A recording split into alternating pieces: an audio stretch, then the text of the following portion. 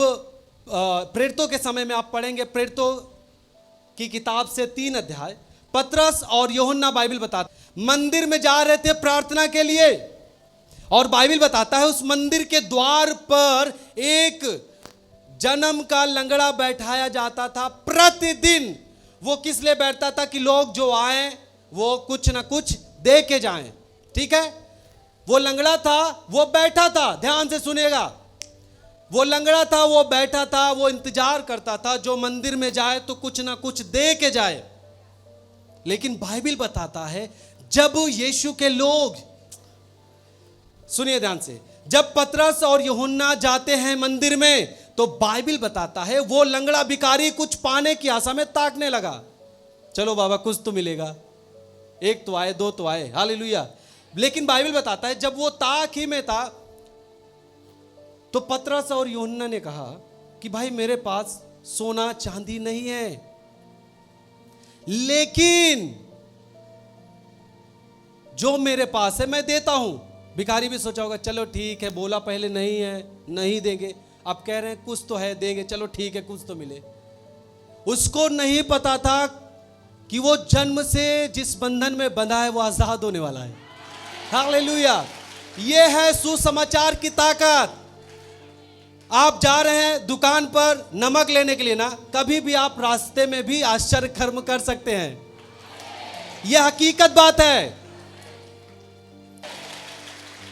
ये चमत्कार होता है। सोचिए जो लंगड़ा भिखारी जन्म से हमेशा उसको ला करके केवल बैठा देते थे कि दे दे बाबा, दे दे बाबा, हालेलुया। लेकिन पैसे से ज्यादा कीमती चीज वो सुसमाचार की ताकत थी, जिसे पतरस और यूहन्ना ने कहा यीशु मसीह नासरी के नाम से उठ और खड़ा हो जा। हालेलुया। जो लोग कहते हैं पैसा दे के धर्म परिवर्तन कराया जाता है, बोलिए लंगड़े भिखारी को पैसा दिया गया क्या? बोलिए ना, नहीं। लेकिन सुसमाचार में ऐसी ताकत है वो आपके पैसे से मायने नहीं रखता। सुसमाचार वो ताकत है जो लंगड़े को भी चला सकता है।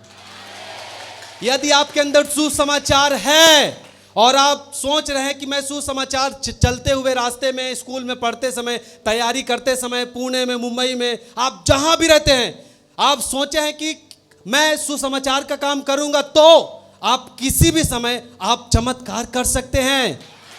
यह है सुसमाचार की ताकत। पड़ोसी से बोलिए यह सुसमाचार की ताकत है, ये कभी भी हो सकता है, इसमें समय फिक्स नहीं है। पतरस ने कहा क्या कि रुकिए रुकिए, 6:05 में करते हैं। प्रवेश करते समय चंगा किया, और बाइबल बताता है वो लंगड़ा भिखारी जो केवल द्वार पे बैठा रहता था, मंदिर के भीतर नहीं जाता था, वो चंगा हुआ, मंदिर के भीतर गया। जो जन्म से मंदिर के भीतर नहीं गया था वो उस सुसमाचार की ताकत के द्वारा मंदिर में प्रवेश कर चुका है यीशु के नाम से। यह है सुसमाचार की ताकत। Hallelujah, hallelujah. आप जानते हैं प्रेरितों के समय में ऐसा अद्भुत काम हो रहा था। हमें प्रेरितों की किताब बहुत पसंद है, मैं कई बार पढ़ा उसको, बहुत पसंद है हमको। Hallelujah, hallelujah. आप जरूर प्रेरितों की किताब अच्छे से पढ़ें, क्योंकि इस समय जो काम करना है वो प्रेरितों के समय वाली काम करना है। जानते वहां पर अगर आप पढ़ेंगे तो प्रेरितों 5:15 में यदि पढ़ेंगे, आप लाइए वचन हम लोग देखेंगे, प्रेरितों अध्याय 5 उसका 15 वचन।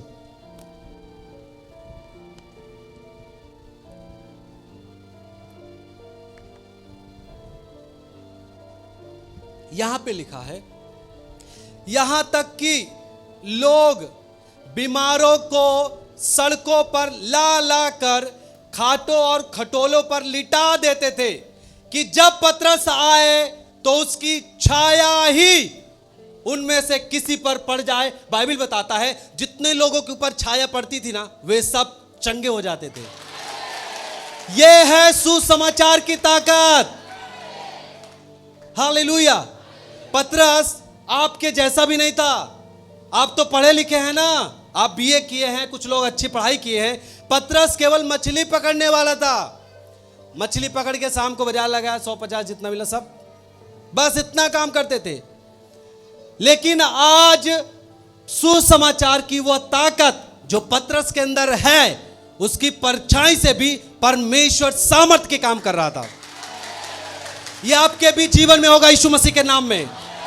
हालेलुया। ये आप मत सोचिए कि मैंने ऐसा कभी चमत्कार इस अभी होते हुए नहीं देखा है।